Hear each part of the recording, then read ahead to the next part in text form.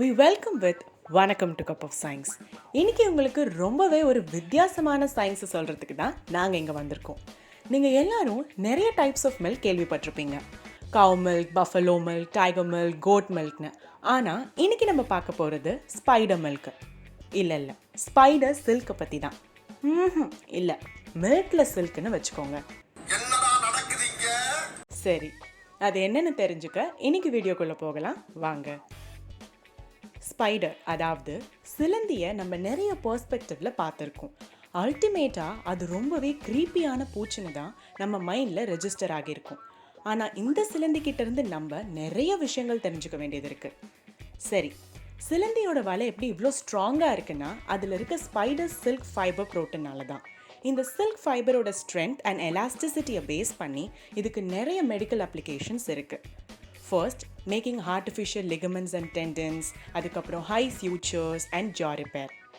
இது மட்டும் இல்லாமல் இந்த சில்க் ஃபைபரை புல்லட் ப்ரூஃப் வெஸ்ட் மற்றும் கார் ஹேர் பேக்ஸ், அதுதாங்க பலூன் அதுக்கு கூட பயன்படுத்தலாம்.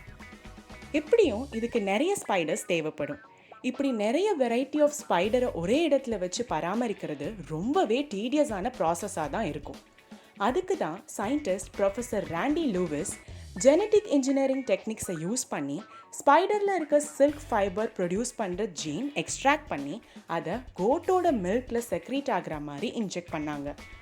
அது எப்படி பாசிபிள் ஆச்சுன்னா, ஸ்பைடரில் சில்க் ப்ரோட்டீன் ப்ரொடியூஸ் பண்ணுற கிளாண்ட் அண்ட் கோட்டில் மில்க் ப்ரொடியூஸ் பண்ணுற mammary gland ரெண்டுமே ப்ரோட்டீன் ப்ரொடக்ஷன் மற்றும் ஸ்டோரேஜில் சிமிலராக இருந்துச்சு.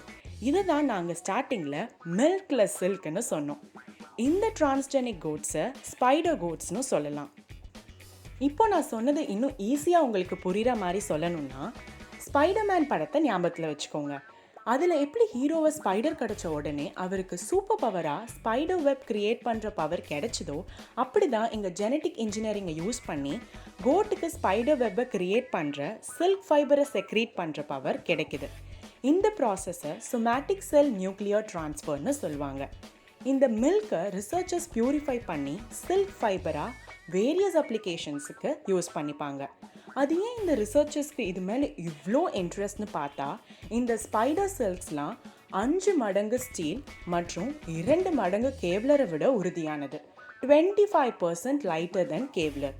இது மட்டும் இல்லை, இந்த சில்க் ஃபைபர் ப்ரோட்டீன்ஸை நம்ம தம்ப் அளவுக்கு திக்காக ஒரு கேபிளாக சேர்த்தா 90 யானைகளை கூட இந்த ஃபைபர் பிரேக் ஆகாமல் லிஃப்ட் பண்ணுன்னு சொல்கிறாங்க.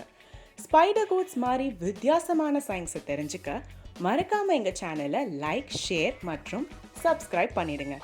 இன்றைய கல்வி நாளைய வளம். கற்போம், கற்பிப்போம். நன்றி.